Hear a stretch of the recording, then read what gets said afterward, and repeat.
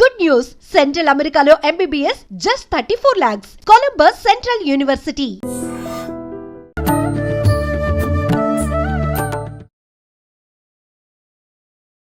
నమస్కారం, welcome to I dream. ధర్మ మార్గం విత్ విజిత కార్యక్రమానికి స్వాగతం. ప్రస్తుతం మనతో పాటు ఉన్నారు ప్రముఖ ఆధ్యాత్మికవేత్త, హనుమత్ మరియు శ్రీ విద్య ఉపాసకులు బ్రహ్మశ్రీ సిస్లా జయశంకర్ గారు. ఇప్పుడు గురుగారితో మాట్లాడి మరిన్ని విషయాలు తెలుసుకుందాం. నమస్కారం గురుగారు. గురుగారు, ఎక్కువగా భయపడుతున్నప్పుడు పిల్లలు లేదు అని అంటే మనం ఒంటరిగా ఉన్నప్పుడు ఎక్కువగా హనుమాన్ చాలీసా చేసుకుంటే ఉపయోగం ఉంటుంది అని చెప్పి అంటూ ఉంటారు. అంటే అసలు హనుమాన్ చాలీసా అనగానే ఎక్కువగా పిరికిగా ఉండే వాళ్ళకి, ఇలాంటి వాళ్ళకైనా అసలు ఎవరు చేసుకోవచ్చు హనుమాన్ చాలీసా? హనుమాన్ చాలీసా యొక్క గొప్పతనం ఏంటో వివరించండి. చాలీసా అంటే 40 శ్లోకాలు. మీరు ఇంతకుముందు ఎక్కడో వినుంటారు కదా, రామాయణంలో సుందరకాండ అత్యంత విశేషమైనది, విశిష్టమైనది. సుందరకాండ పారాయణ అనేది మిగతా కాండలన్నీ కూడా, మిగతా 5 కాండలు పురాణం, రామాయణం కావ్యం, కానీ ఒక సుందరకాండ మాత్రమే ఉపాసనాకాండ. అంటే ఏ కష్టానికి ఏ ఫలితం ఉంటుంది, ఏ ఏ కాండ చదివితే, ఏ శ్లోకం చదివితే ఏ కష్టం తీరుతుంది అనేది ఉపాసనాకాండ, సుందరకాండ. ఎందుకు? కంప్లీట్గా ఆంజనేయ స్వామి యొక్క పరాక్రమం గురించి, ఆంజనేయ స్వామి యొక్క విశేషాలన్నీ కూడా సుందరకాండలో ఉంటాయి. ఓకే. సముద్ర 100 యోజనాల సముద్రాన్ని దాటి ఆంజనేయ స్వామి సీతామ్మవారి దగ్గరికి వెళ్ళి, సీతామ్మవారికి తను రాముడి బంటిగా పరిచయం చేసుకొని, రాములు వారు ఇచ్చిన అంగుళీయకాన్ని అమ్మవారికి ఇచ్చి, అమ్మవారి ఇచ్చిన చూడమని తీసుకొని, ఏంటి కొంచెం సింపుల్గా బుద్ధి చెప్పొద్దాం రావణుడికని మొత్తం లంకను తగలబెట్టి తిరిగి రాముల వారి దగ్గరికి వచ్చి అమ్మవారి యొక్క జాడని తెలిపిన వీరోచిత ఘట్టం సుందరకాండ. రావణాసురుడికి బుద్ధి చెప్పడమా, రాముడికి బుద్ధి చెప్పడమా? రావణాసురుడికి. రాముడు అన్నారు. రావణాసురుడికి బుద్ధి చెప్పి రాముడి దగ్గరకు వచ్చి ఆ చూడమని తిరిగిచ్చి సీతామ్మవారి యొక్క ఆచూకీని రాముల వారికి తెలిపి మొత్తం ఆంజనేయ స్వామి యొక్క పరాక్రమాన్ని అంతా కూడా ఆ సుందరకాండలో ఉంటుంది, వివరంగా ఉంటుంది. సుందరకాండ ఎత్ర ఎత్ర రఘునాథ కీర్తనం తత్ర తత్ర కృతమస్తకాంజలిం. ఎక్కడెక్కడైతే సుందరకాండ పారాయణ, రాముల వారి యొక్క ప్రస్తావన, రామాయణం యొక్క ప్రస్తావన వస్తే అక్కడికి వెంటనే ఆంజనేయ స్వామి వస్తారు. ఇది నిజం. సుందరకాండ పారాయణ చేసేటప్పుడు పక్కన ఒక పీట వేసి పెడతారు, వచ్చి ఆంజనేయ స్వామి కూర్చుంటాడు అని. తెలిసిన పెద్దలందరూ కూడా చేస్తారు ఆ పని. సుందరకాండ అంటేనే, తలుచుకుంటేనే ఆయనకి మహా ఇష్టం అన్నమాట ఆంజనేయ స్వామికి. ఆ సుందరకాండలో ప్రధానంగా ఆంజనేయ స్వామి సీతామ్మవారిని దర్శించుకున్నప్పుడు, సీతామ్మవారు ఈయన్ని నమ్మినాక, ఫస్ట్ నమ్మదు, నువ్వు రావణాసురుడు మాయా రూపంలో వచ్చి ఉంటావంటే ఆయన నమ్మకటానికి కావాల్సినవన్నీ ఆయన చెప్పిన తర్వాత, ఎస్ నా రామచంద్ర ప్రభు పంపిన దోతే ఈ ఆంజనేయ స్వామి అని నమ్మిన తర్వాత ఆవిడ ఒక మాట చెప్తుంది, త్వమస్మిన్ కార్యనిర్యోగే ప్రమాణం హరిసత్తమ హనుమన్యత్నమాస్తాయ దుఃఖక్షేకరో భవ. అంటే ఓ ఆంజనేయ,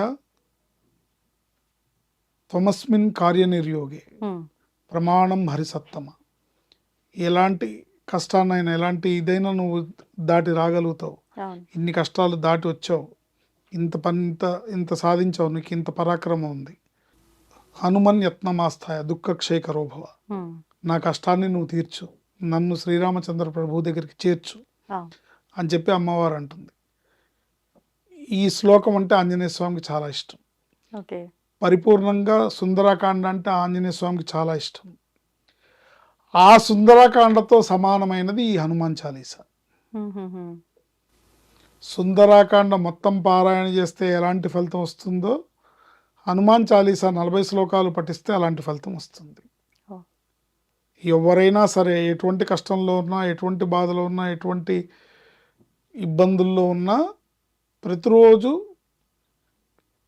నిత్యం హనుమాన్ చాలీసా పారాయణ చేసుకోవడం అన్ని విధాల ఏ బాధలు లేని వాళ్ళకైనా, ఏ కష్టాలు ఉన్న వాళ్ళకైనా, ఎటువంటి కష్టాలు ఉన్న వాళ్ళకైనా ప్రతిరోజు హనుమాన్ చాలీసా పారాయణ చేసుకోవడం అనేది అత్యంత శ్రేయోదాయకమైన విషయం. అలాంటి హనుమాన్ చాలీసాని ఆంజనేయ స్వామి ప్రదక్షిణాలు చేస్తూ చదివితే ఇంకా చాలా చాలా విశేషం. ఎన్ని ప్రదక్షిణాలు చేయొచ్చు గురుగారు? వారి వారి శక్తిని అనుసరించి, వారి వారి కామ్యాన్ని అనుసరించి. కొంతమంది ఉద్యోగ ప్రయత్నంలో ఆంజనేయ స్వామికి దండం పెట్టుకొని ఆంజనేయ స్వామి ప్రదక్షిణాలు చేస్తారు. అవును అవును. కొంతమంది వివాహ ప్రయత్నంలో ఆంజనేయ స్వామి ప్రదక్షిణాలు చేస్తారు. కొంతమంది సంతానం కోసం చేస్తారు. కొంతమంది గ్రహ బాధలు తొలగడానికి చేస్తారు. అవును. ముఖ్యంగా ఆంజనేయ స్వామిని ఆరాధిస్తే 5 గ్రహాలు ప్రసన్నమవుతాయి. ఏమేం గ్రహాలు గురుగారు? శని భగవానుడు, సూర్యుడు ఆయన గురువు కాబట్టి సూర్యుడు,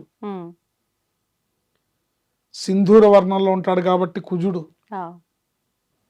రాహుకేతువులు వీళ్ళందరూ కూడా అనుగ్రహిస్తారు. ముఖ్యంగా శని భగవానుడు మాటిచ్చాడు, ఆంజనేయ స్వామికే మాటిచ్చాడు, నీ భక్తుల జోలికి నేను వెళ్ళను. ఎవరైతే నిన్ను నియమనిష్టలతో కొలుస్తారో వాళ్ళ జోలికి నేను వెళ్ళను, వాళ్ళని నేను ఇబ్బంది పెట్టను, వాళ్ళని నేను పీడించను అని వినమ్రపూర్వకంగా నమస్కారం చేస్తూ శనేశ్వర భగవానుడు ఆంజనేయ స్వామికి చెప్పాడు. అందుకని హనుమాన్ చాలీసా అనేది అత్యంత విశేషమైన దాన్ని ప్రతిరోజు, అంటే ఏదో చిన్నపిల్లలకు చదవటమో, చిన్నపిల్లలకు భయం వేస్తుందని చదవటమో, జ్వరం వచ్చిందని చదవటమో కాదు.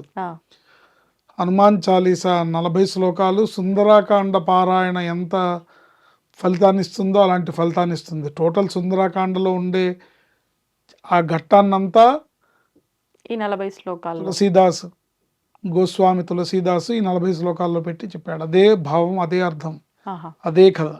Okay okay. ఆంజనేయ స్వామి పరాక్రమాన్నంతా 40 శ్లోకాల్లో చెప్పారు. దీన్ని ఎవరు పారాయణ చేస్తారో వాళ్ళకి అత్యంత విశేషమైన ఫలితాలు. మీ కోరిక ఏదైనా సరే, మీ ఎటువంటి కోరిక కోరుకున్నా, ఎటువంటి కష్టం ఉన్నా, ఎటువంటి ఆరోగ్య సమస్య ఉన్నా, ఎంతటి తీవ్రమైన బాధ అయినా అది నివారింపబడుతుంది.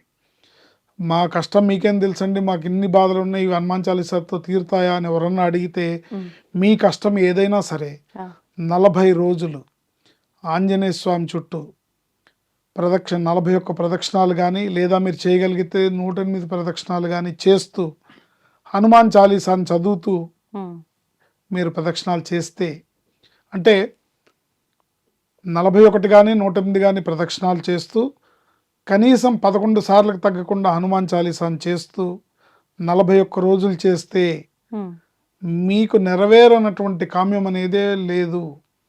గురుగారు 41 రోజులు వరుసగానా, లేకపోతే మంగళవారాలు శనివారాలు అలా లెక్క పెట్టుకొని 41 చేయాలా? 41 రోజులు వరుసగా చేయాలి. ఏది అదే అంటున్నా, మీ కష్టాన్ని బట్టి, మీ కష్టం తీవ్రతను బట్టి. అంటే ఇప్పుడు జనరల్గా ఉన్న కష్టాలకి జ్యోతిషం చూపించుకొని గ్రహ శాంతులు అవి చేయించుకునే వాళ్ళు కొంతమంది ఉంటారు.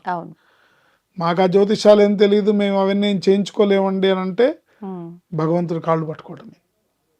సో మీ కష్టం ఏదైనా సరే మీరు ఆంజనేయ స్వామి ప్రదక్షిణాలు 41 రోజులు చేస్తూ ప్రతిరోజు 11 సార్లకు తగ్గకుండా హనుమాన్ చాలీసా చదివితే మీ కష్టం ఏదన్నా కానివ్వండి, మీరు ఎటువంటి కష్టం ఉన్నా ఉండనివ్వండి, ఆ కష్టం నెరవేరుతుంది. అన్ని రకాల గ్రహ బాధలు తొలుగుతాయి, అన్ని రకాల ఈతి బాధలు, మానసిక శారీరక రుగ్మతలు అన్నీ కూడా తొలుగుతాయి. భక్తితో చేయాలి. మీరు అన్నట్టు మంగళవారం శనివారం ఏదన్నా విశేషంగా చేస్తే మంచిది. ప్రతిరోజు ప్రదక్షిణలు చేస్తూ 11 సార్లు హనుమాన్ చాలీసా చదువుతూ విశేషంగా మంగళవారం నాడు శనివారం నాడు కాస్త స్వామికి ఆకు పూజ, సింధూరు లేపనము, వడమాల ఇలాంటివి ఏమన్నా చేస్తూ స్పెషల్గా చేస్తూ ఉంటే ఆంజనేయ స్వామి తప్పకుండా ప్రసన్నమవుతాడు. ఇప్పుడు ఈ వడమాల, తమలపాకు మాల ఇవి కూడా అంటే కామ్యాన్ని బట్ట ఎవరైనా చేయొచ్చా గురుగారు? ఎవరైనా చేయొచ్చు. తమలపాకులు అంటే ఆంజనేయ స్వామికి ఇష్టం, సింధూరం అంటే ఆంజనేయ స్వామికి ఇష్టం, అలాగే ఆయనకి వడలంటే ఇష్టం, అప్పాలంటే ఇష్టం. ఎందుకంటే ఆయన హనుమ, ఎందుకంటే సూర్యుడు వజ్రాయుధంతో కొడితే ఆయన దవళ్ళు దెబ్బతిన్నాయి, అందువల్ల ఇక్కడ ఆయనకి ఈ దంతాలు ఉండవు అనమాట. అందుకని మెత్తగా అప్పాలు అయితే తింటాడు. ఏంటి. Okay okay. అందుకని ఈ కలియుగంలో భవిష్యత్ బ్రహ్మ ఆయన ఇవాళకి చిరంజీవిగా భూమి మీద ఆయన ఉనికి ఉన్నది. అందుకు నిదర్శనం ఏంటంటే అనేక మందికి అనేక మార్లుగా సాక్షాత్కారాన్ని ఇవ్వడం. ఆంజనేయ స్వామికి నిర్దేశింపబడిన కామ్యాలు రెండే. ఒకటి తన భక్తుల్ని కాపాడడం, రెండు రామభక్తుల్ని కాపాడడం. తన భక్తుల్ని కాపాడడం, రామభక్తుల్ని కాపాడడం, ఇదే ఆంజనేయ స్వామి పని. కాబట్టి అంటే దేవుడికి వేరే పని లేదా అని ఎవరన్నా వితండంగా వాదిస్తే నాకు ఆంజనేయ స్వామి ఉన్నాడని చెప్పండి. మీరు నమ్మితే నిరంతరం వెనకాలండి మనకి అండదండగా నిలబడి మన గమ్యస్థానానికి చేర్చే పరమ ధీరోదాత్తుడు ఆంజనేయ స్వామి. భవిష్యత్ బ్రహ్మ ఆయన, చిరంజీవి. మర్కటేశ మహోత్సాహ సర్వశోక నివారక శత్రూన్ సంహార మాం రక్ష శ్రియం దాపయ బోహరే. అసాధ్య సాధక స్వామిన్ అసాధ్యం తవ కిం వద రామదూత కృపా సింధు మత్కార్యం సాధయ ప్రభు.